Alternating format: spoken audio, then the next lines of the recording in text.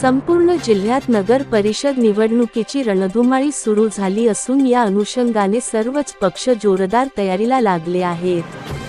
मेहकर येथील सुपरिचित सामाजिक कार्यकर्ते फारुख खान यांच्या पत्नी खान सबीना फारुख यांना राष्ट्रवादी काँग्रेस अजित पवार गटाकडून प्रभाग क्रमांक 10 मधून नगरसेविका पदासाठी अधिकृत उमेदवारी देण्यात आली असून त्यांना मिळालेल्या उमेदवारीचे प्रभागातील सर्वधर्मीय नागरिकांकडून स्वागत केले जात आहे।